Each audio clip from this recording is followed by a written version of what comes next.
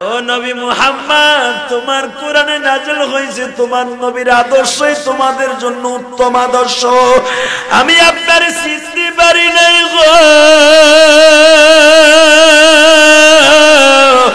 আমার মেয়ে উম্মে হাবিবা আমাদের সাইরা যে আপনার কাছে মদিনায় যাইয়া বিবাহের বন্ধনে আবদ্ধ হইছে। আমি হিন্দাসকে বুঝিয়া লইছি উম্মে হাবিবার সিদ্ধান্ত 100% সিদ্ধান্ত। আমার নবী শাশুড়ির সালাম দিয়া বলে, আম্মাজি এই মক্কায় সবাই মা কইয়া তৃপ্তি মিটাইছে, আমি 6 বছর বয়স থেকে মা ডাকটা বন্ধ হয়ে গেছে। আপনার স্বামী আবু সুফিয়ান যদি আমার চাইতে বয়সে ছোট, কিন্তু আপনিও তো আমার থেকে বয়সে অনেক ছোট। আল্লাহ আপনার কলিজার টুকরা দুধের মেয়েটাকে আমার সাথে বিবাহ দিছে। আপনার মেয়েটাকে আমি কোনোদিন একটা কষ্ট দেই নাই, কারণ আপনার মেয়েটা হলো প্রেসিডেন্টের মাইয়া। ও আমি নবীরে চিনিয়া আমার চরিত্র দেখিয়া 550 কিলোমিটার রাস্তা মদিনায় যাইয়া নিজে কালিমা পড়ে নিজে প্রস্তাব দিয়ে বিবাহ বসেছে। আপনি হয়তো আমার অনেক বকা দিছেন, আপনার উম্মে হাবিবার আমি সাথে লইয়া আসি। বাজান এই ফাতেমা মক্কার সময় নবী কয়েকজন বিবি নিয়ে আসছিলেন, তার ভিতরে আবু সুফিয়ানের মেয়ে উম্মে হাবিবা। তোমার মা আমার মা উম্মে হাবিবা গো বাবা। উম্মে হাবিবা নবীরে বলছিলেন, নবী গো আমি শুধু আমার দাজ্জাল মার চেহারাটা দেখবো, আমার নবীর বিরুদ্ধে এখনো পত্র লেখে আমি আমার মাকে দাওয়াত দিব। নবী আমার বলে, উম্মে হাবিবা আমার বিশ্বাস তোমার মা বাবা কালেমা পড়ব।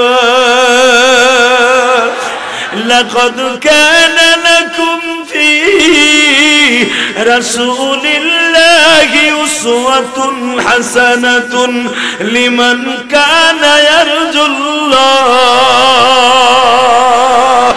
ওয়া মা আরসালনাকা ইল্লা রাহমাতাল লিল আলামিন।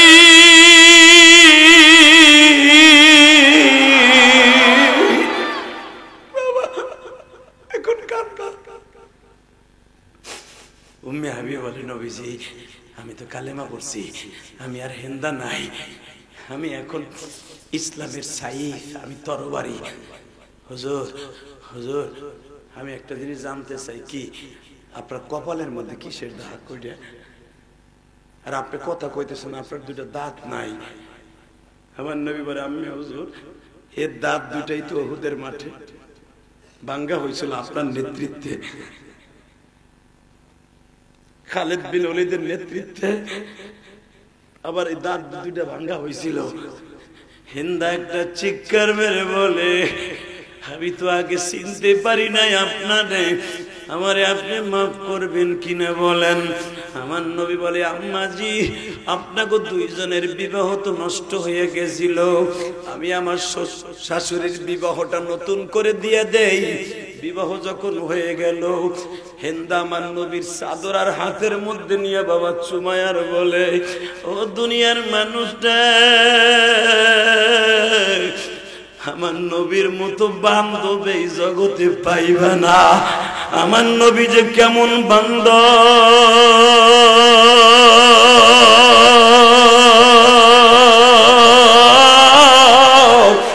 আমার নবী যে কেমন নেতা, আমি হিন্দার আমার স্বামী আবু সুফিয়ান আগে বুঝতে পারি নাই। বাজান রে এখন শুধু 2 নয়নের পানি দিয়ে আমার আল্লাহরে বুঝায়া কইবা, আল্লাহ আমার নবীরে আমরাও চিনি নাই গো, আমি যদি নবীর দেশে জন্ম নিতাম,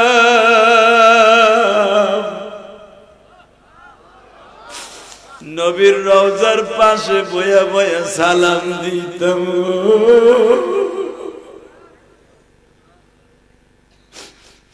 যদি আমারে 2টা ডানা লাগায় দিতা, নবীর রওজার পাশে উড়িয়ে যাইতাম। আল্লাহ দেখো আশিকে রাসূল গুলো এখন বয়ে বয়ে কান্দে। বাজান আমার নবী যখন বললেন আম্মা আমার এই দাঁত দুটো যখন ভাঙে আমি সেদিন থেকে আর গোস্ত চাবাইয়া খাইতে পারি না গো।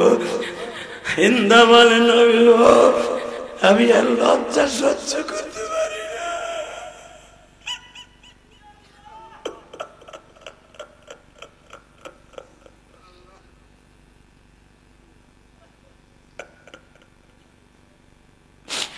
আম্মাজি আপনার কাছে আমি জানতে চাই আমার চাচার কলিজাটা আপনি কেমনে বাইর করছিলেন, কোন জায়গায় পরানটা লইয়া?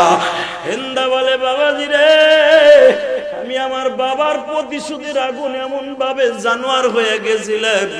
আমি যখন শুনছি বদরের যুদ্ধে আপনার চাচা হিন্দা আমার বাবারে মারছে, আমি আমার বাবার প্রতিশোধ নেওয়ার জন্য আমি একটা গুন্ডা ভাড়া করে নিয়ে গেছিলাম, ওর নাম ছিল ওয়াহশী। তারপরে আপনার চাচারে উহুদ পাহাড়ের সামনে পায়া ওয়াহশী মঞ্জুরে আঘাত করে, ওয়াহশী জমিনে পড়ে গেলে আমি আপনার চাচার বুকের উপরে বসি, আপনার চাচার কল্লাটা আমি আগে আলাদা করে দেই, এরপরে আমি নিজে চাকু দিয়া কলিজাটা ফাড়ি, কলিজাটা বাইর করে শশার মতো চাবাই। তারপরে কি গো আম্মা হুজুর আমি বড় তরবারির আগা দিয়ে চোখ দুইটা উঠাই, এরপরে আমি পুরুষ লিঙ্গটা কাইটা ফেলি, এরপরে হাতের আঙ্গুল গুলো কাইটা ফেলি। আমার নবী লাভ দিয়া উঠে আম্মা গো আম্মা আপনি কি জানেন আমার চাচার লাশটা যখন উহুদের মাঠে আমার সামনে আনা হইল, সব সাহাবী বলে হামজার লাশটা নবীর দেখায়ও না, সহ্য করতে পারবে না। এক তো আমার নবীর দুটা দাঁত ভাঙা, আর এক তো নবীর হেলমেটের করা এইখান দিয়ে ডুইকা এইখান দিয়ে বের হয়ে গেছে। নবী আমার রক্ত শূন্য অবস্থায় উহুদের মাঠে পড়ে রইছে। এই অবস্থায় যদি আমার নবী চাচার লাশটা দেখে গো, নবী আমার হয়তো বেহুশ হয়ে যাবে। ও আমার টাঙ্গাইলের বাইরে রে,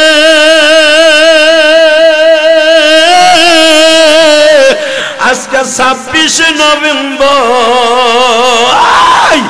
আজকে 26 নভেম্বর, দুই নয়নের পানি দিয়ে আমার মৌলারে দেখাও আমার আলেম ভাইরা। এই যে আমার ভাইরা কমিটির ভাইরা কান্দে, পিছনে আলেম ভাইরা কান্দে গো। আজকে টাঙ্গাইল সদর থানায় গালুটিয়া মাদ্রাসায় বসে তোমার চোখের পানি এখনই মদিনাওয়ালার রওজায় চলিয়া যাবে গো। আমার একটা কথাও বানানো নয় রে বাবা, কিতাবুল মাগাজি বুখারীর মধ্যে পাইবা। আনাস ইবনে মালিক বলেন আমরা যখন আমার এতিম নবীর চেহারার দিকে তাকাই রইছি, চাচার লাশটা ধরি আমার নবী, কারণ নবীর এই ঠোঁট দুইটা ফুলিয়া কলা গাছের মতো উঁচা হয়ে গেছে, নবীর এই গালের চলটা ফুলিয়া বাবা, কারণ লোহার রড এইখান দিয়ে ডুইকা এইখান দিয়ে বের হয়ে গেছে। আমার এতিম নবী আর সহ্য করতে পারে না গো, আমার নবী পাগলের মতো মাথার যন্ত্রণায় সহ্য করতে পারে না। আমার নবী বলে আমার চাচার লাশটা একটু দেখা দে। মক্কায় আমার চাচা আমারে কেউ একটা থাপ্পড় দিলে তার বাড়ি ঘর উড়াইয়া দিছে। আবু জেহেল আমার চাচা, আবু জেহেল যখন আমারে একটা থাপ্পড় দিছিল, আমার চাচা ওর মাথা ফাটাইয়া তারপরে রাতের খাবার খাইছিল। আজকে আমার সেই চাচার মাথার খুলিটাও লইয়া গেছে গো।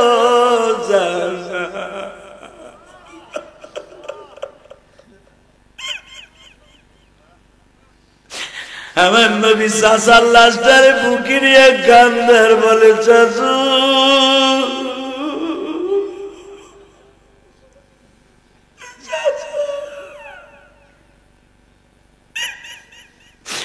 তুমি দুনিয়ার অঙ্গ প্রত্যঙ্গ দুনিয়ায় রেখে গেলা গো চাচা, আমি দেখতাছি কবরের মধ্যে তোমার সেই অঙ্গগুলা কাইটা লইয়া গেছে চাচা।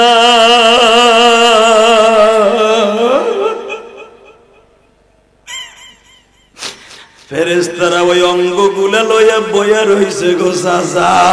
হে টাঙ্গাইলের যুবক রে ভাই, হে টাঙ্গাইলের বাবাজিরা,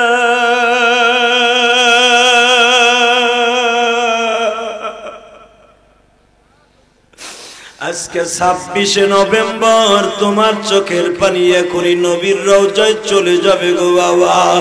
আজকে ওয়াজরে কাঁদবা, নবীর রওজাটা তোমার চোখের পানি দিয়া নবীরে বুঝাই দিবা। নবী 26শে নভেম্বর 2021 সালে চোখের পানি দিয়ে আপনার একটু খুশি করতে চাইছি গো নবী। ওহুদের মাঠে চাচার লাশ ধরে আপনি কাঁদছেন, আজকে আপনার চাচার লাশের কথা শুনে আমরা কাঁদি। নবী আমার মা নাই, বাবা না, আমার মা বাস বাগানে পড়ে রয়েছে। আল্লাহ দেখো কেমনে কাঁদে আমার বাজান, আমার ভাইরা। আমার মতো কোন আলেম ভাইয়ের জানো মা নাই গো মা।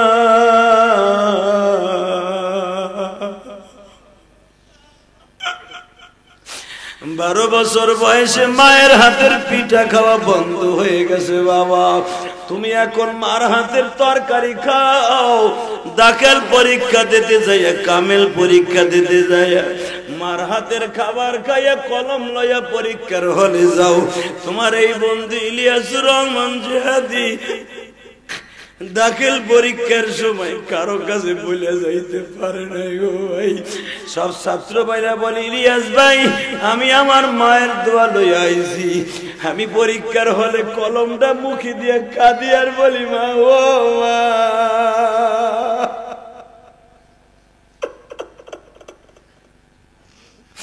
সব ছাত্র ভাইরা মার কাছে বলি আসলো পরীক্ষার হলে আসার আগে, ও মা তুমি ইলিয়াসকে এমন কপাল করে দিয়া গেলা গো মা, তোমার কাছে বলি আসতে পারলাম না।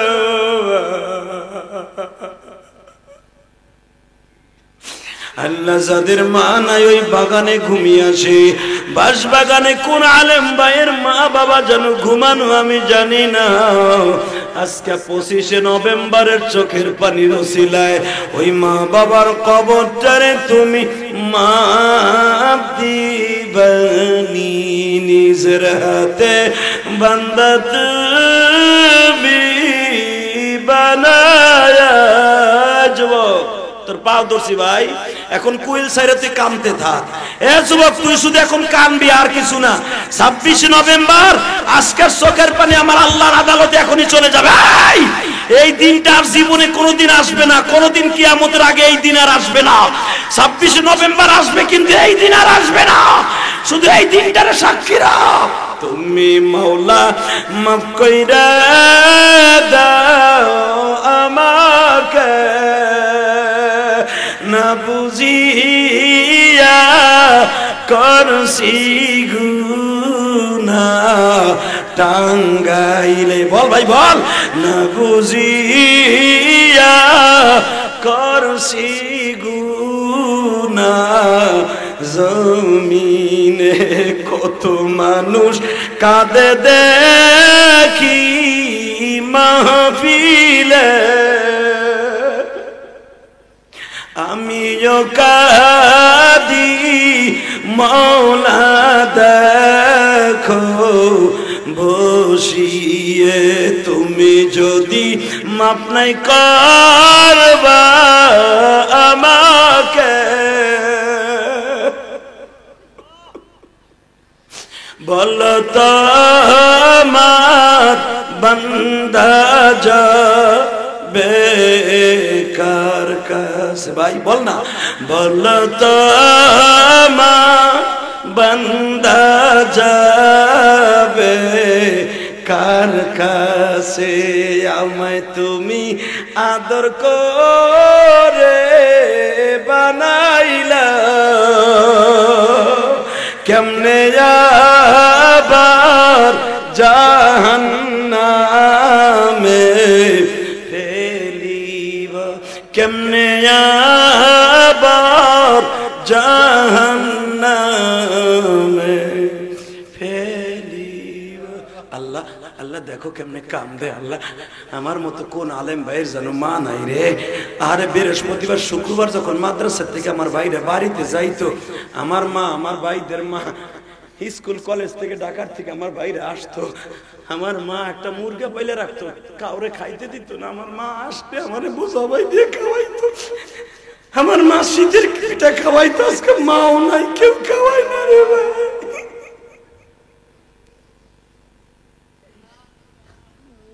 আল্লাহ আল্লাহ দেখো কারা জানে মার কথা মনে করে কাম দেয়। এই যে দেখো সভাপতি কাম দেয়, আমার ডাইনে বামে আলামুল আমা কাম দেয়। আল্লাহ তোমার কি মায়া লাগে না? আল্লাহ এই তো টাঙ্গালের দিকে তাকাও, আমার আলেম ভাইরা কাঁদে। আলেম ভাইরা জানে মার কি দরদ।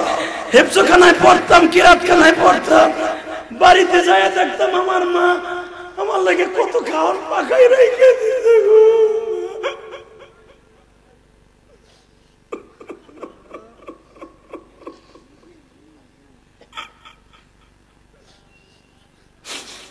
আল্লাহ দেখো কেমনে কান্দে মাদ্রাসা মসজিদের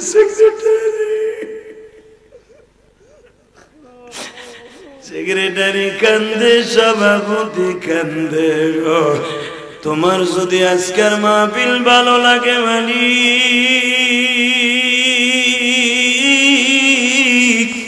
রাত এখন 11:30 বেশি বাজে, টাঙ্গাইল শহরের সব বাড়িগুলার দরজা বন্ধ হয়ে গেছে। আমাদের জানা আছে তোমার দরজাটা খোলা। তুমি যদি এখন বুকি লইয়া আমাদের গোপনে মাফ করে দাও, কেউ তোমার জিগাইব না।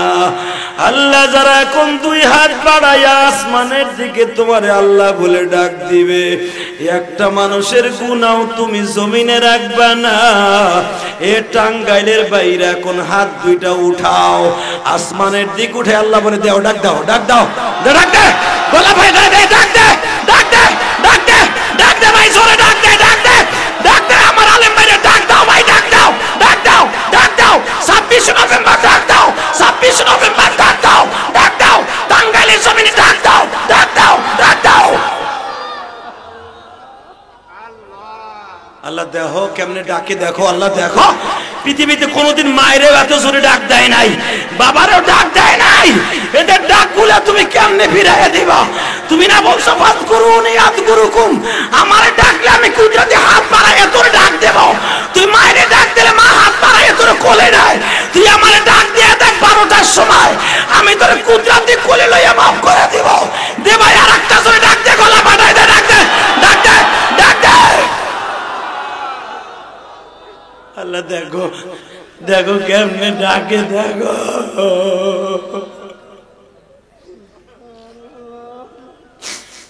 নামাও হাত, নামাও হাত, একসাথে বলো এই জমিনের মালিক কে?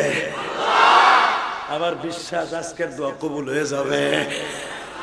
যুবক এবার তোর পাও ধরছি। গতকালকে 2টা মাহফিল ছিল, একটা দিনে একটা রাত্রে। রাত্রে ছিল টাঙ্গাইল তোমাকে মধুপুর, দিনে করছি সিরাজগঞ্জ। সিরাজগঞ্জের রাতের মাহফিলে দেখো ফেসবুকে তোমাদের থেকে 10 গুণ লোক হইছে। এই মুসলমানের পোলা গতকালকে এইভাবে চিল্লাইছে আর কাঁদছে। প্রতিদিন বাবা খালি চিল্লায় আর কান্দে। এটা আমার ক্রেডিট না ভাই, বিশ্বাস করে এটা আমার মায়ের দোয়া। বাংলাদেশে বহুত বক্তা আছে আমার সাথে বড় বড় বক্তা, কিন্তু আমার মতো কান্দনী বক্তা বাংলাদেশে কম আছে। মাহফিলের ফার্স্ট টু লাস্ট শুধু জিহাদের কথায় যে তোমরা কান্দো, এমনি এমনি না। এটা আমার ক্রেডিট না, এটা আমার এলেমের বাহাদুরি না, এটা আমার মায়ের দোয়ার বাহাদুরি, আমার বাবার দোয়ার বাহাদুরি।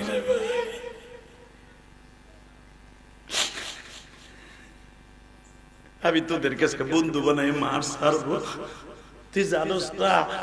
আমার বা আমারে বলছিল 12 বছর বয়স ইলিয়াস রে তুই মাদ্রাসায় যা বাবা।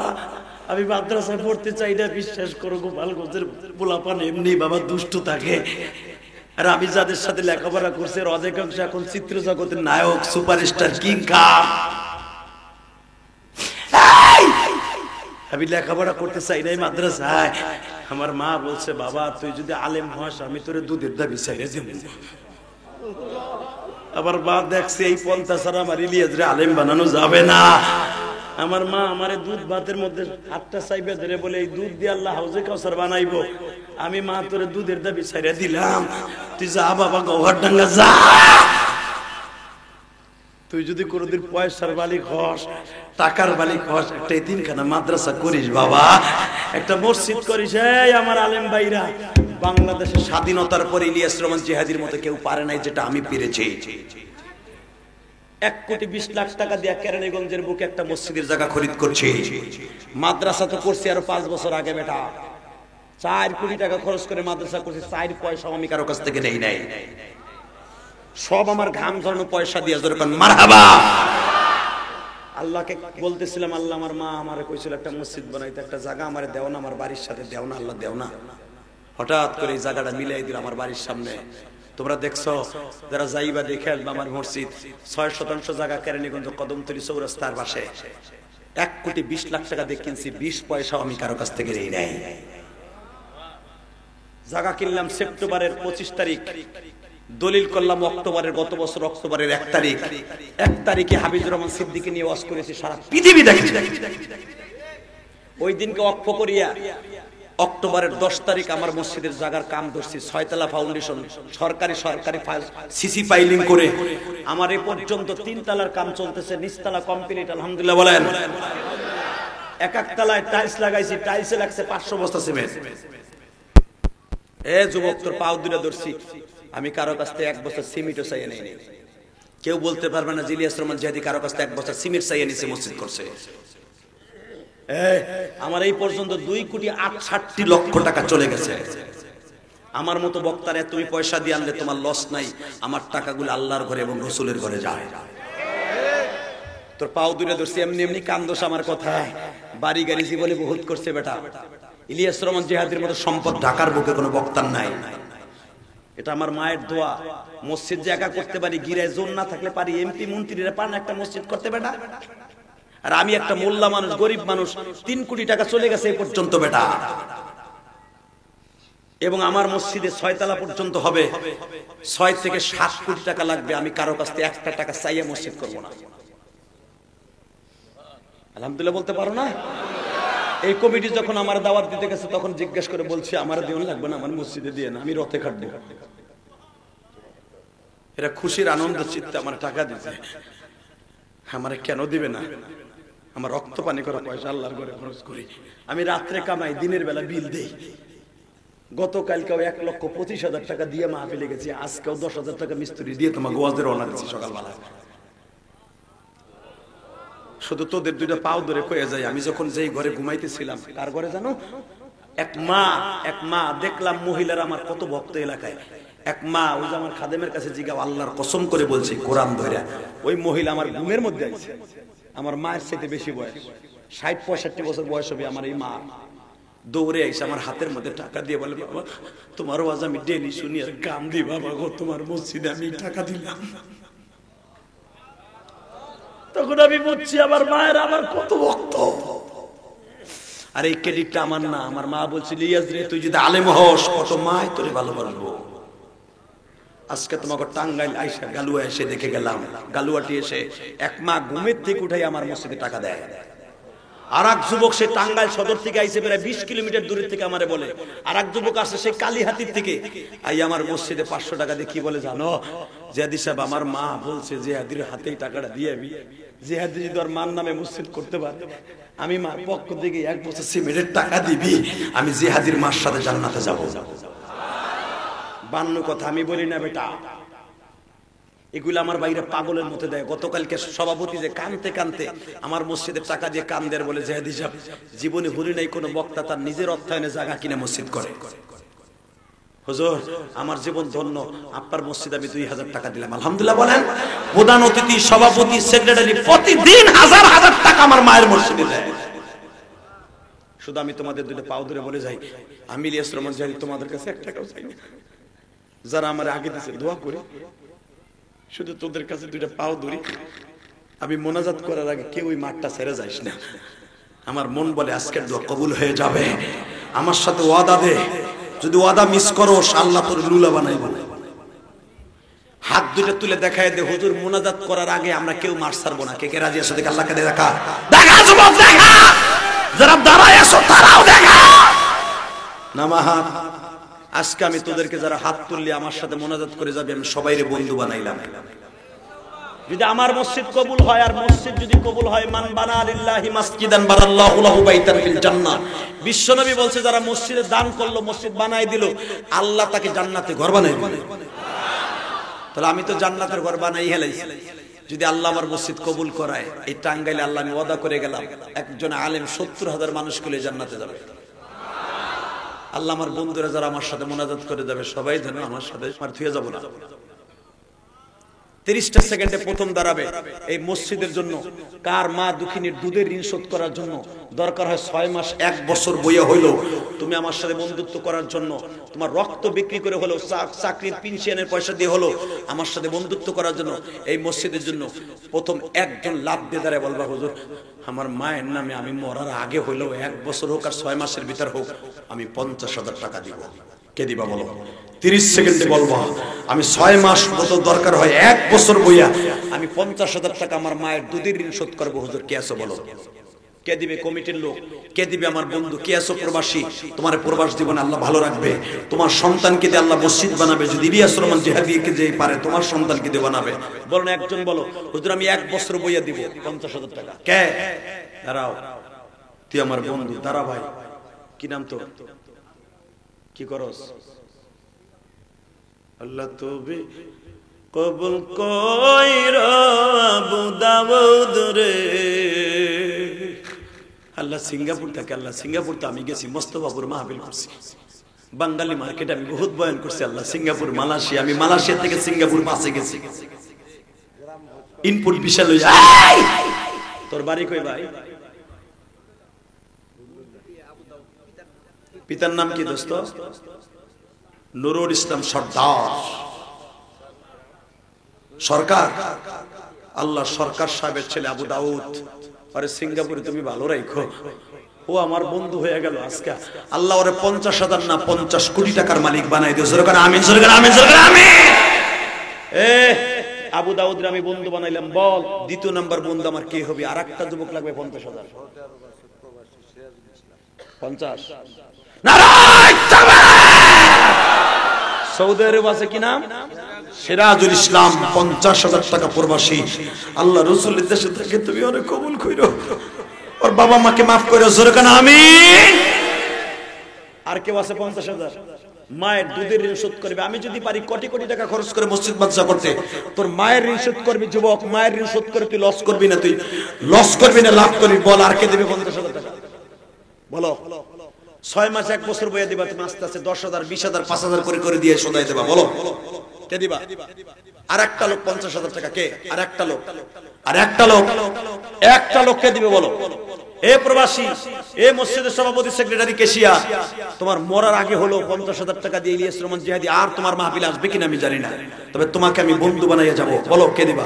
আর একটা লোক 50,000 টাকা। কে? আর একটা লোক, আর একটা লোক।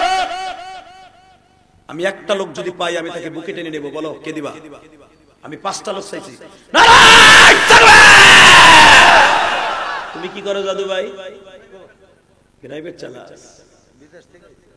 সৌদি ছিল, দেখ দেখ কত কষ্টের পয়সা প্রাইভেট চালায়। আরিফুল ইসলাম, আরিফ। আল্লাহ ওর আমি বন্ধু বানায় গেলাম। বাবা আছে? আল্লাহর বাবা মাকে তুমি হায়াত লম্বা করে দাও। আল্লাহর সন্তানকে আমার চাইতে বড় মসজিদ বানাইয়ে কবরে যাওয়ার তৌফিক দিয়ে দাও। আরিফ যদি পারে ওর বাবা মায়ের নামে দিতে, আল্লাহ ওর সন্তানকে ওই ইন্তেকালের পরে দেওয়ার তৌফিক দান করে দিবা। বাস আর মাত্র 2টা যুবক বাকি। 2টা যুবক, 5 জন আমি চাইছিলাম। বলো 2টা যুবক 1 মিনিটে দাঁড়াবা। 50,000 টাকা। প্রবাসী অথবা গাড়ির ড্রাইভার অথবা তুমি দোকানদার। বলো কে ইলিয়াস রহমান জিহাদির বন্ধু হইবা? বলো। আর মাত্র 2টা যুবক 50 করে। বলো 2টা যুবক, 2টা যুবক 50 করে। বলো কে দিবা? বল ভাই তোর পাও ধরে ধরছি। বল আরিফের মতো কোন বন্ধু আছে? আবু দাউদের মতো কে আছে? 1 বছর বয়সে তুই আস্তে আস্তে দিয়ে দিবি আল্লাহর ঘরের টাকা, তোর মায়ের দুধের ঋণ। বল কে দিবে? 4 নাম্বার বন্ধু আমার কে হবে? 50,000 টাকা। 4 নাম্বার বন্ধু, 4 নাম্বার বন্ধু আমার কে হবে? আল্লাহ 1 মিনিটের ভিতর যদি আমার ওই বন্ধুটাকে পাই, কিয়ামতের মাঠে যেন আমি তাকে পাই। বলেন কে দিবেন? কে দিবে যুবক? 50,000 টাকা। লাস্টের বন্ধু আমার কে হবে বলো? কে হবে বন্ধু? বল, আমি তোর বন্ধু বানাবো ভাই, বলো। এই মসজিদের সভাপতিকে, সভাপতি সাহেব মরার আগে হইলো দিয়ে যাবে আমার বন্ধু। আপনি তো এমনি দেন, বলেন যে হুজুর দিলাম আপনার কোথায়, যদি কিয়ামতের মাঠে একজন আলেমের বন্ধু হতে পারি আপনার গাড়িতে জান্নাতে যাব। বলেন, আস্তে আস্তে আপনি দিয়ে দিবেন। শুধু আমার সাথে ওয়াদা করেন, আপনি পাচ্ছেন না, আপনার আমি বন্ধু হলাম, আপনি আমার ছেলের বয়সে কিন্তু আপনার বন্ধু হলাম আলেম হিসাবে। বলেন 50,000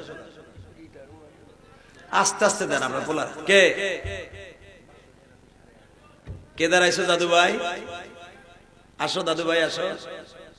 আল্লাহ তুমি মাফ করিও বন্ধু রে। তুই কি করস রে ভাই? হ্যাঁ, রাজমিস্ত্রির কাজ করে কেমনে দিবি তুই? কাঠ মিস্ত্রি কেমনে দিবি তুই? কেমনে দিবি দাদু ভাই? মাসে মাসে দিয়ে দিবি? ওর নাম টাকে লেখা। মস্করা করেন না, কাঠ মিস্ত্রি বহুত ছিল বছরের জীবনে, কাঠ কাটতো, কিন্তু নবী তাদের দ্বারা বেশি দান পাইছে। আল্লাহু আকবার জোরে গান। শিল্পপতি কোটিপতি টাকা মাইর যায়, এই গরিবের টাকা মাইর নাই। ওরা যা পারে তাই আস্তে আস্তে দিয়ে দেয়, জোরে গান আমিন।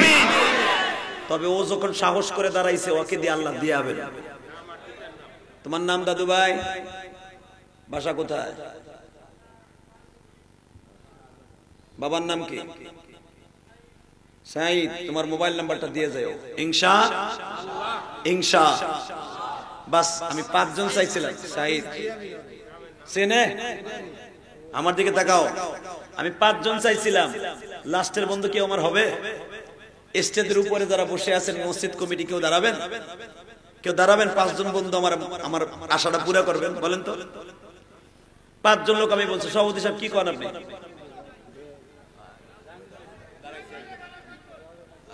কে? আল্লাহ তুমি কবুল করো জাহাঙ্গীর ভাইয়ের।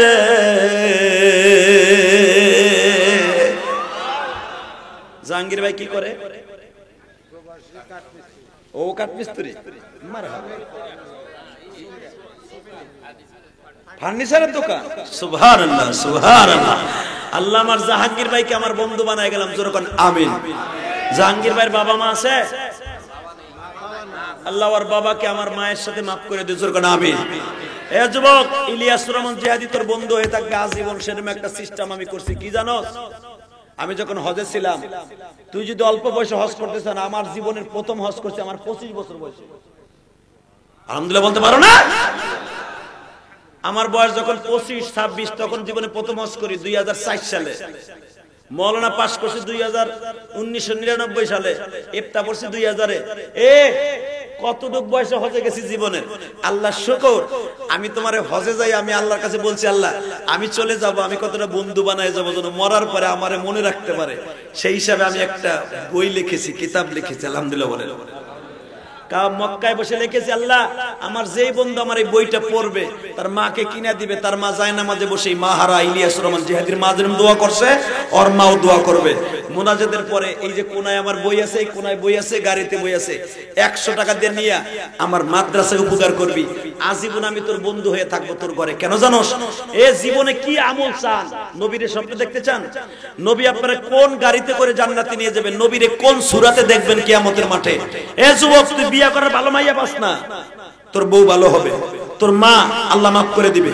যাদের সন্তান হয় না, যেই মহিলা নেশাখোর হয়ে গেছে, স্বামী সন্তান আল্লাহ নেশার থেকে ফিরাবে। আমি এমন ভাবে বইটা লিখেছি ছোট্ট করে, তুমি আমার বন্ধু হইবা, আমি তোমার ঘরে আজীবন মরার আগ পর্যন্ত থাকবো। আর আমার বইটা যারা নেবা, বইয়ের ভিতরে আমার মোবাইল নাম্বার আছে। আর বাংলাদেশে কোনো বক্তা নিজে ফোন ধরে না, আমি ছাড়া। যতবার তুমি আমার ফোন দেবা দেখবা আমারই কণ্ঠ, আমি কাউকে দিয়ে ফোন ধরাই না, আমার ওস্তাদের নিষেধ। আলহামদুলিল্লাহ বলেন। ইনশাআল্লাহ 100টা টাকা দিয়া একটা বই নিয়ে তুমি আমার বন্ধু হইবা, কিন্তু যাওয়ার আগে আমি তোমাদের কাছে হাত পাতলাম 10,000 5,000 1,000 নগদ মাত্র 1 মিনিট। আমি কালেকশনের বক্তা না, শুধু আল্লাহর ঘরের জন্য 2.5 লক্ষ টাকা উঠে গেছে গা। এখন তোমাদের হাতে শুধু আমি চাই 10,000 5,000 1,000। কে নগদ দিবা? কালেকশন হয়ে গেছে আমি জানি, তারপরে যদি কেউ নগদ দিতে চাও আমি তোমার কাছে হাত পাতলাম, কিন্তু হাত পাততে যে যদি কেউ উঠে যাস গা, টাকা না দিয়ে যারা টাকা দিবে তারা উঠবে, আমার বন্ধু হবে।